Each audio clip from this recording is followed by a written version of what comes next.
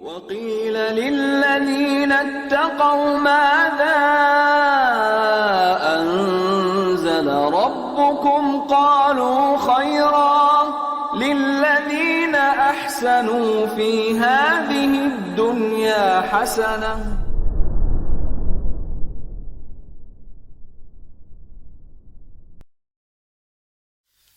قال المؤلف رحمه الله: فإذا صام الناس بشهادة 32 يوما فلم يروا الهلال أفطروا، لقول النبي صلى الله عليه وسلم: فإن غم عليكم فصوموا 30 ثم أفطروا. حديث حسن. Taib. Di sini kata Ibnu Qudamah rahimahullah, fa in sama an-nasu bi syahadati itsnaini 30 yawman falam yarawul hilala aftaru. Jika orang-orang puasa, ya, konsentrasi lebih ini, orang-orang pada puasa dan puasanya mereka itu dengan persaksian dua di akhir Sya'ban menuju Ramadan. Dua orang, ya, bukan satu. Ya, ini bagi ulama yang mensyaratkan dua, karena ulama juga beda pendapat ya tentang apakah masuk Ramadan ru'yatul hilal harus dua orang minimal atau boleh satu orang. Itu juga khilafiyah, walaupun tadi kita bilang untuk masuk Ramadan boleh satu orang dengan riwayat Ibnu Umar. Misalnya orang-orang Indonesia nih pada puasa Ramadan, dulu waktu puasa berdasarkan persaksian dua orang dari pihak pemerintah atau dua orang, ru'yatul hilal, mereka ngeliat hilal 29 Sya'ban malamnya mereka melihat hilal, berarti besoknya bukan 30 Sya'ban, besoknya adalah dianggap satu Ramadan. Oke. Kemudian 1 Ramadan 2, 3, 4, 5, 6, 7, 8, 9, 10 sampai 29 Ramadan, ya, enggak ngeliat hilal. Diteruskan 30 Ramadan kan?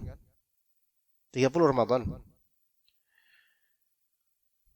Dan malamnya ya enggak ada hilal. Tetap enggak ada hilal, enggak ngeliat hilal.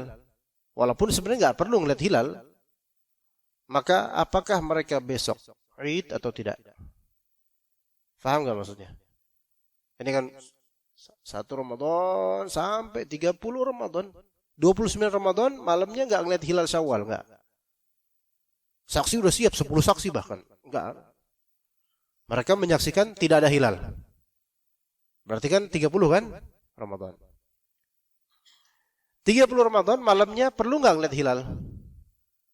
Perlu apa enggak? Enggak perlu. Oke, anggaplah mereka melakukan penyelenggaraan melihat hilal. Ternyata nggak kelihatan juga hilal.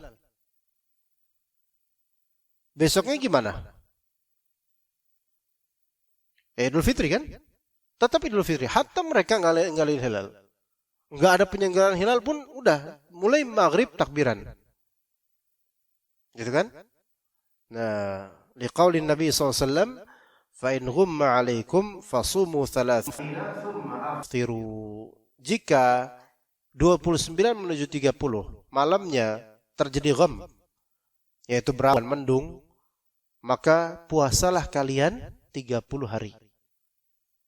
Kemudian iftarlah kalian, itu Idul Fitr, Syawal setelah itu. Maka kalau sudah 30, khalas, maghribnya antum enggak perlu pusing-pusing untuk menyelenggarakan ru'yatul hilal untuk Syawal. Oh, udah. Karena apa? Karena bulan di dalam kalender Hijrah enggak mungkin melampaui 30. Beda dengan kalender Masehi. Ya. Di Masehi Januari, Maret dan beberapa Desember itu kan 31. Dan enggak berubah. Paling Februari doang yang berubah 28 ke 29. 31. Tapi kalau di kalender, kalau di Hijri Qamariyah, maka dia bulan itu asalnya 29. untuk 30 dihilalin dulu. Ya, begitu. Dan tidak mungkin lebih dari 30. Maka tidak ada puasa 31 Ramadan. Begitu ya? Itu patrikan dulu. Cuma nanti akan ada di sini pembahasan berikutnya. Fadhal. Wa insamu.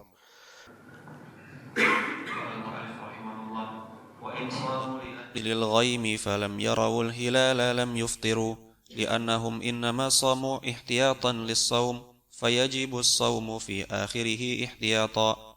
Baik.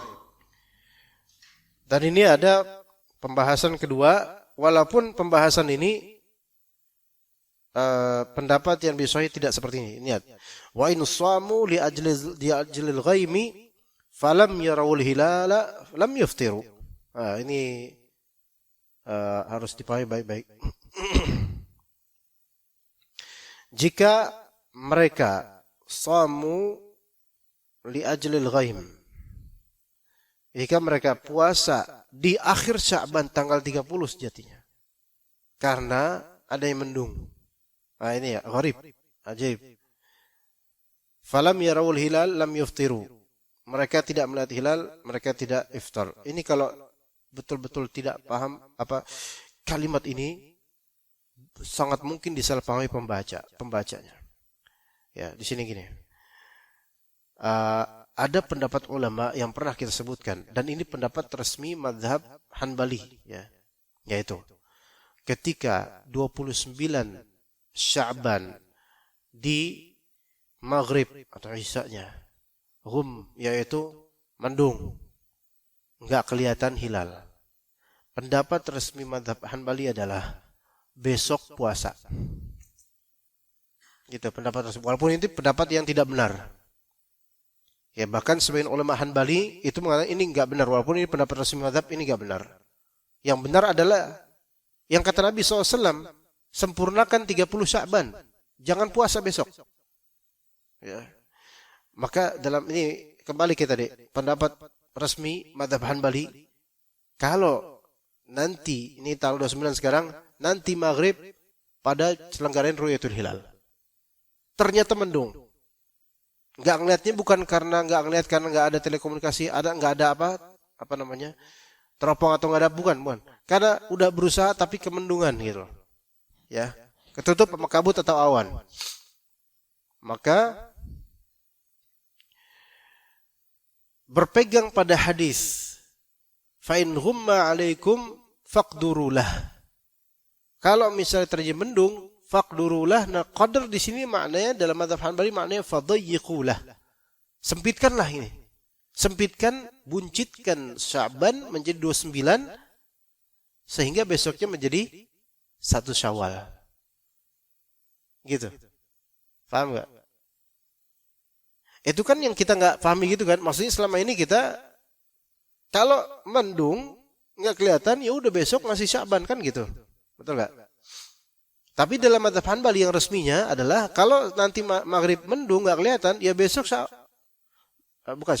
besok Ramadan. Paham di sini? Karena bagi mereka kata Nabi, kalau misalnya mendung di tanggal 29 Sya'ban, maka sempitkan Sya'ban itu. Sempitkan berarti apa? Ya wes sampai 29 tok. Lah besoknya berarti 1 Ramadan. Ini ya kayak gini ya. Ini pendapat resminya dalam mazhab Hanbali, walaupun dalam mazhab Hanbali ada beberapa pendapat. Dan ini pendapat secara keabsahan praktek tidak sahih. Tapi anggaplah ini yang dipraktekkan misalnya oleh negeri yang menganut mazhab Hanbali resmi. Misal, kita enggak, di negeri kita lebih ke Syafi'i. Ya, taib. Misal saja. Nah, kemudian ini kan puasanya kan karena apa? Karena tanggal 29 malamnya itu terjadi mendung. Maka puasalah besok. Dianggap 1 Ramadan. Padahal ini masih syubhat. Ya. Nah, kemudian terus 1 Ramadan, 2 Ramadan, 3 Ramadan, 4, 5, 6, 7, 8, 9, 10 terus sampai tanggal 29 Ramadan. Kemudian 29 Ramadan tidak melihat hilal. Tidak melihat hilal. tidak melihat hilal. Lanjut ke 30 Ramadan? Lanjut. Taib. 30 Ramadan kemudian lagi-lagi tidak melihat hilal. 30 Ramadan menuju ke 1 Syawal. Tidak melihat hilal. Mungkin karena mendung atau misalnya. Ya. Bagi yang mempraktekkan seperti ini, lam yuftiru, besoknya tetap belum boleh Syawal. Ya. Melainkan tetap puasa Ramadan. Paham enggak di sini? Kenapa? Li'annahum innama shamu ihtiyatan lis-shaum. Karena dulu 1 Ramadan versi mereka puasa sebagai langkah preventif aja, takutnya ini Ramadan gitu loh. Bukan karena ini 1 Ramadan, bisa aja ini 30 Sya'ban. Tapi kalau tadi malam enggak jelas, ya udah kita puasa aja sekarang. Takutnya ini Ramadan nih gitu kan. Maka terus dia puasa karena di 30 Ramadan versi mereka, di malam ke-31 atau malam ke-1 Syawal enggak kelihatan hilal, maka mereka puasa lagi, jadi 31 hari puasanya. Ya. Gitu. Fayajibu shaumu fi akhirih ihtiyatan, maka karena puasa 1 Ramadan itu ihtiyat, puasa 31 juga ihtiyat. Apa ihtiyat itu? Ihtiyat itu jaga-jaga. Maka dalam mazhab Hanbali ini yang menunjukkan bahwa saya tidak ada satupun mazhab yang maksum, lepas dari kesalahan dan lepas dari kejanggalan. Ada aja yang janggal, tapi mereka sejanggal apapun, ya mereka pakai ilmu, pakai kaedah. Cuman kan kaedah yang dibangun oleh pemikiran manusia dengan dalilnya kan kadang-kadang juga ada yang salah, ada yang nggak benar, ada yang kadang-kadang kita kok bisa kayak gini kan repot banget kan gitu. Karena kalau habis ru'yatul hilal nggak kelihatan, mendung, ya udah besok puasa gitu. Hati-hati supaya waspada aja lah. Puasa. Puasa ini sebenarnya puasa yaumus syak. Puasa hari yang diragukan. Asli malah nggak boleh puasa gitu. Tapi malah di mazhab ini puasa. 1 dianggap 1 Ramadan. 1, 2, 3, 4, 5, 6, 7. Ini puasa ihtiyati namanya. Puasa wanti-wanti. Puasa waspada aja. Takutnya sih ini Ramadan, tapi belum tentu juga Ramadan. Sampai 31 juga puasa, gara-gara enggak ngelihat itu. Tapi yang sepakat adalah setelahnya adalah Idul Fitr, gitu. Ya begitu, subhanallah. Itu ya. Ini hanya menambah ini jemaah. Ini enggak kita praktekkan pastinya. Tapi ini menambah betul-betul cakrawala. Ternyata fikih seperti ini, subhanallah.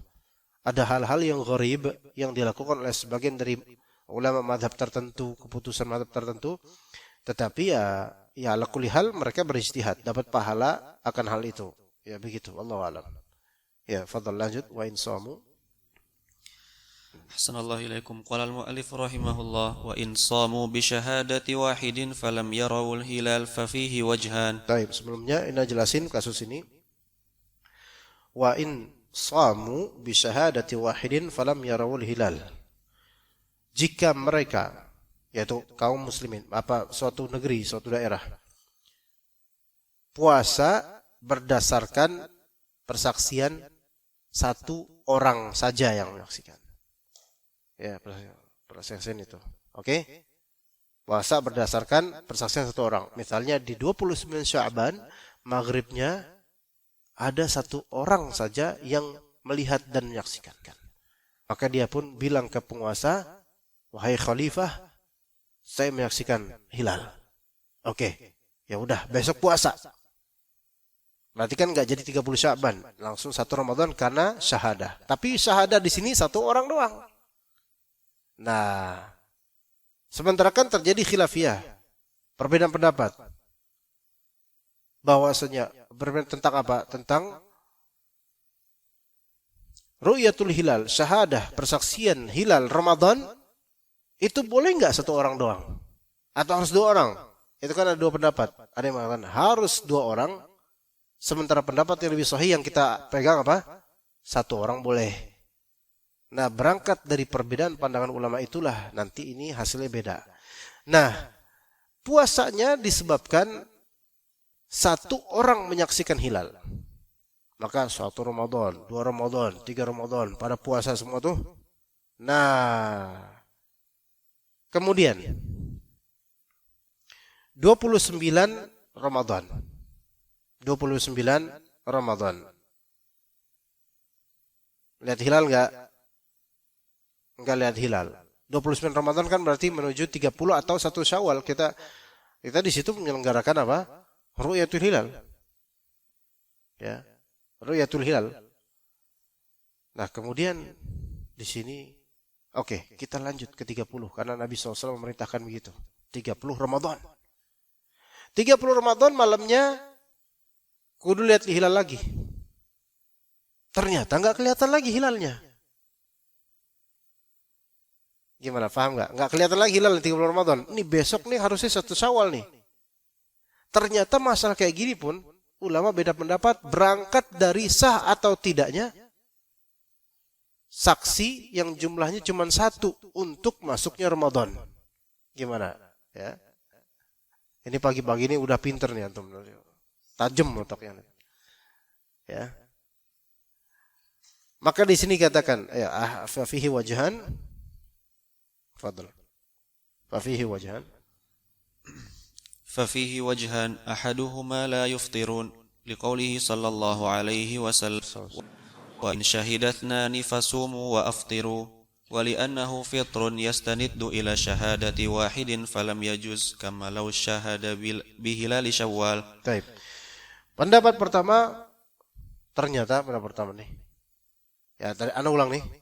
29 Sya'ban menuju 30 atau 1 Ramadan.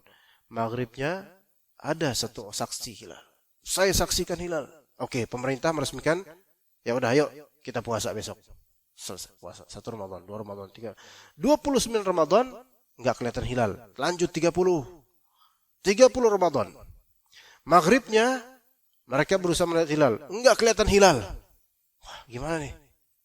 Pendapat pertama, besok bukan Idul Fitri. Wah, gimana berarti harus berapa? 31. Nah, ini jangan diikutin ini, ya. Kenapa? Karena ulama ini berpendapat wa in syahida itsnan fasumu faftiru. Mereka harus 2 saksi untuk masuk Ramadan. Enggak boleh 1 saksi doang, itu enggak cukup. Makanya kita ragu-ragu udah 31 enggak apa-apa. Anggaplah aja puasa 1 Ramadan yang dulu itu 0 Ramadan. Gitu loh. Ya, gitu. Atau pra Ramadan gitu. Ya, gitu kan? Wali annahu fitrun mustanidun ila atau yastanidu ila syahadati wahidin falam yajuz. Ya, kama law syahida bi hilali Syawal. Karena di sini fitr di sini sama sebenarnya. Kalau misalnya Ramadan itu bersandar pada 1 saksi, maka kalau fitr ikut hitungan ini 30 tapi lewat versi ini berarti kan sama aja menjadikan saksi fitr untuk 1 orang saja. Ya, ini apa harus lebih detail sih Anda menjelaskan, tapi nggak perlu lebih detail karena ini akan rumit nanti pembahasannya. Tapi ada pendapat yang kedua dan ini lebih sahih. Fadhal. Al-mu'allif rahimahullah wa thani yuftirun inna as-sawma thabata fawajaba al-fitru bi-istikmali al-iddati tab'an wa qad thabata tab'an ma la yathbutu aslan بدليل أن النسب لا يثبت بشهادة النساء أصلا ويثبت بها الولادة ثم يثبت النسب للفراش على وجه التبع للولادة. Baik. Pendapat yang kedua ini sahih adalah pokoknya kalau udah 30 Ramadan udah nggak usah ada hilal. Besok apa? Idul Fitri, selesai. Gitu. Li'anna as-sawma thabat. Karena puasa itu sudah terjadi. Ya, 30 hari udah. Ramadan enggak mungkin lebih dari situ. Lebih dari 30 hari. Fawajibal fitru. Maka wajib fitr besok, enggak boleh puasa. Ya, bistikmalil iddah dengan kesempurnaan hitungan 30 sebagai taba' sebagai ikutan terhadap hukum yang berlaku di awal saum walaupun cuma 1 saksi. Enggak masalah. Wa qad thabata tab'an ma la yathbutu asla. Maka kadang-kadang sesuatu yang sifatnya ikutan itu hukumnya boleh atau terwujud. hal yang tidak boleh ketika itu menjadi asal atau independen. Ini kaidah di antara kaidah fiqhiyah, yaitu yajuzu tab'an ma la yajuzu istiqlalan. Ya. Ada suatu kaidah seperti itu, yajuzu tab'an ma la yajuzu istiqlalan, atau yajuzu tab'an ma la yajuzu aslan. Apa artinya? Kadang-kadang hal yang sifatnya ikutan itu halal, tapi yang halnya sifatnya aslinya itu haram. Anda contohkan begini, ikhwan.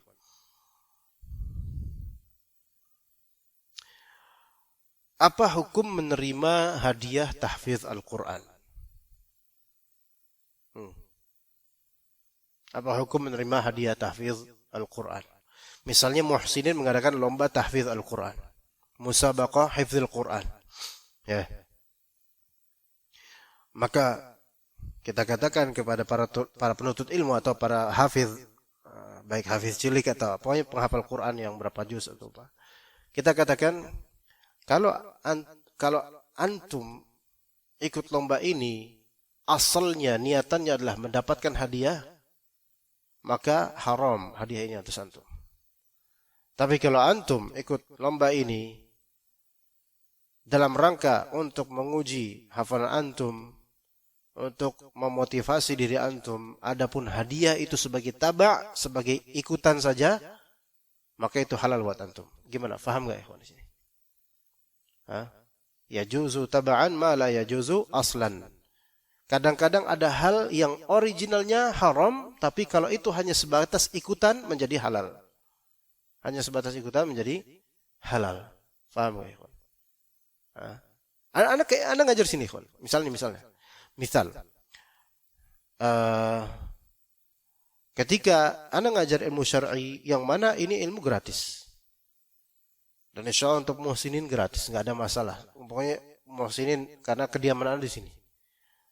Misal, kalau misalnya Anda niatkan ngisi kajian entah di muhsinin atau di mana, tapi asalnya, dasarnya Anda ngisi ilmu ini, kajian ini, untuk mendapatkan ganjaran dari jemaah, ya, maka ini batil. Ya, dan uang tersebut bisa menjadi haram bagi Anda. Tapi kalau itu taba' itu ngikut. Hal yang sifatnya ngikut, bukan sesuatu yang pokok dari awal, bukan. Ikutan. Kayak muhsinin ngundang ustadz untuk isi kajian saat, misal untuk umahat.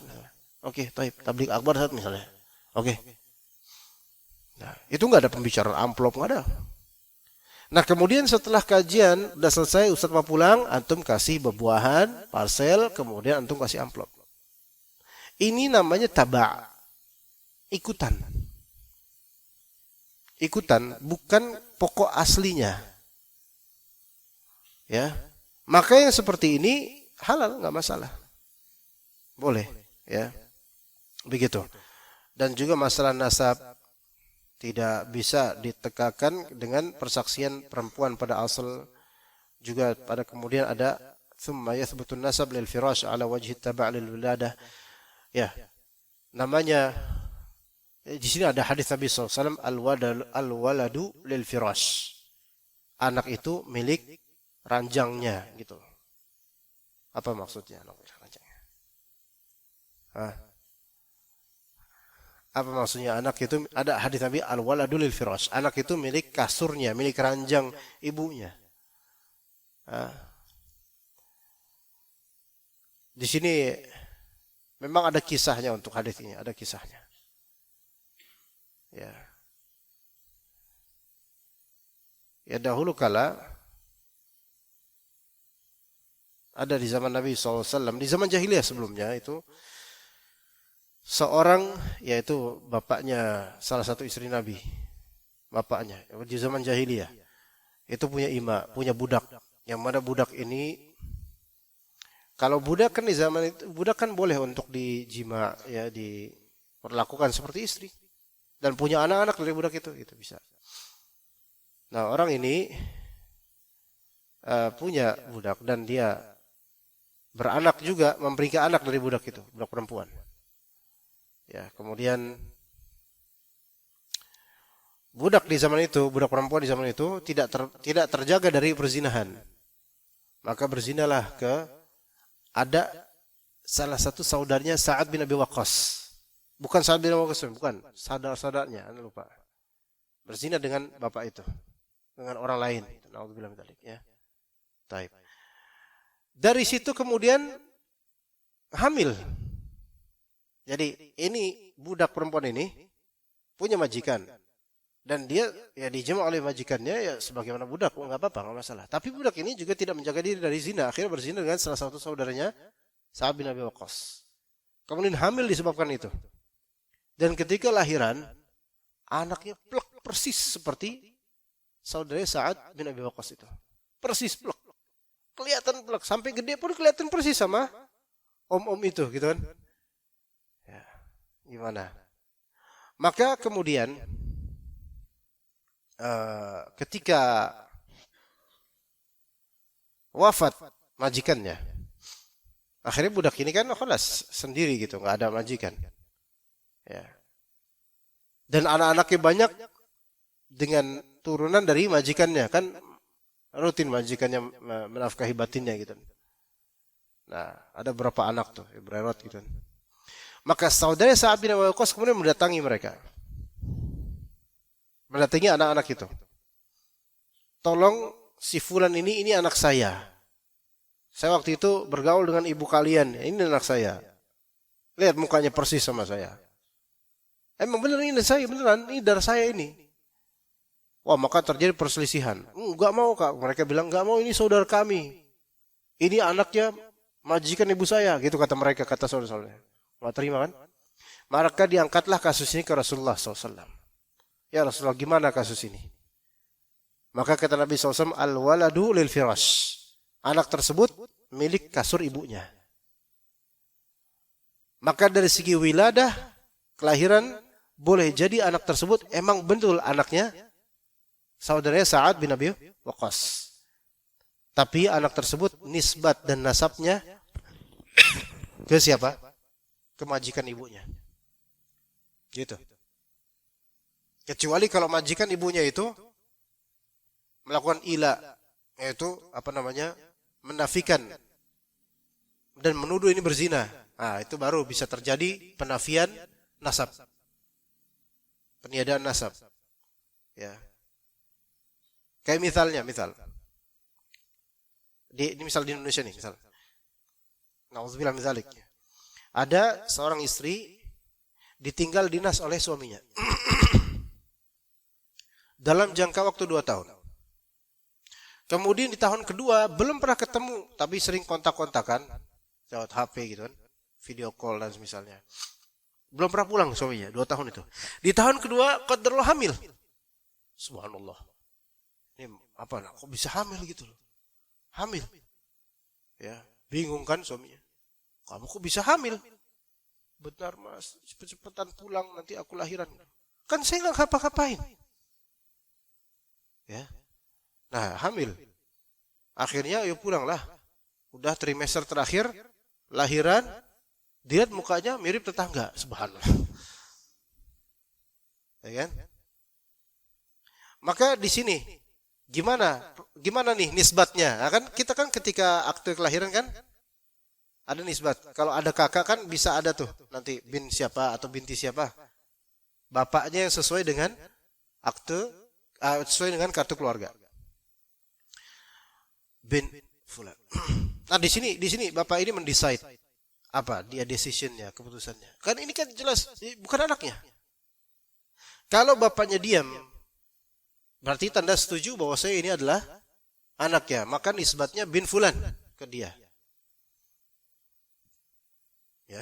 Kecuali kalau si bapak ini menggugat istrinya dan melakukan ila, yaitu menuduh bahwa istrinya telah berzina. Karena saya nggak ngapa-ngapain loh. Bahkan di WhatsApp pun cuman emoticon cium doang, masa kamu bisa hamil? Kan saya nggak ngirim apa-apa. Nggak tahu Mas. Dia tetap istrinya nggak ngaku apa-apa. Ya, enggak. Kamu saya tuduh ya. Ini nanti ke pengadilan. Untuk menafikan dan meniadakan nasab anaknya kepada dirinya, enggak, saya enggak mau, ini bukan anak saya, mana mukanya enggak ada kayak saya. Ini kok gede, ini jadi pelecehan buat saya nih. Saya enggak mau, ini bukan anak saya. Gitu. Berarti kan menuduh istrinya berzina dan memang zahirnya kayaknya begitu. Itu kalau dia beraksi. Kalau enggak beraksi, udahlah enggak apa-apa lah. Udah biar aja lah. Maka nisbatnya ke siapa? Ke dia. Kalau itu ada perempuan, maka nanti ketika terjadi pernikahan, dia menjadi walinya. Dia menjadi walinya. Walaupun dalam hatinya, perasaan gue nggak ngapa-ngapain deh. Ya, tapi tetap ini nisbat. Namanya nisbat ya udah. Wali. Gitu. Seperti itu. Ya.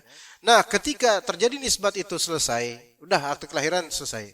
Misalnya namanya diwanwain Fatimah binti Fulan. Fulan ini bapak janggalnya gitu. Ya secara biologis kayaknya enggak, tapi secara ranjang iya gitu loh. Secara ini kan istri saya gitu kan.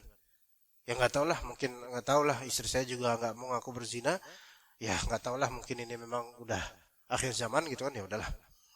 Maka kemudian di tahun kedua ternyata ada salah satu tetangganya menggugat. Pak, balikin anak saya. Anak sampean? Kok anak sampean? Iya, itu dari istri sampean, itu anak saya. Paham di sini? Gimana dong? Oh, pantes mirip katanya. Ya, enggak, kata bapak ini ya, ke bapak suami yang istri yang di sini itu, enggak ada kayak gitu, enggak, kami enggak bakal ngasih ke kamu. Maka ini hukum di pengadilan tetap terwujud, ini anaknya orang ini, suami ini. Gitu. Sampai seterusnya, ya. Secara biologis mungkin enggak. Mungkin enggak. Tapi secara nasab dan penghukuman pengadilan, iya, anaknya. Sehingga nanti ke depannya walinya dari bapaknya ini. Bukan dari bapak kandung biologisnya, bukan. Itu yang disebut oleh Nabi al-waladu lil firas. Anak itu dinisbatkan kepada kasur ibunya. Dengan siapa dia bersuami ketika itu. Gitu. Kecuali kalau suaminya meniadakan nasab ini. Enggak, saya enggak ngapa-ngapain dia kok, dia lahir sendiri. Enggak, saya gugat. Nah, ini baru nanti dinafikan. Maka nasab anak ini nanti nasab anak zina atau tidak ada bapaknya. Ya, begitu. Wallahu a'lam. Tapi itu bukan hal yang dibahas di sini, cuman enggak apa-apa untuk khazanah ilmun aja ya. Mungkin seperti itu. Ada soal enggak di sini, kawan? Ya, cukup ya, udah terang ya insyaallah ya semuanya. Sallallahu ala nabiyina Muhammad wa ala alihi wa sahbihi ajma'in. Subhanakallahumma bihamdika asyhadu an la ilaha illa anta astaghfiruka wa atubu ilaik. Assalamualaikum warahmatullahi wabarakatuh.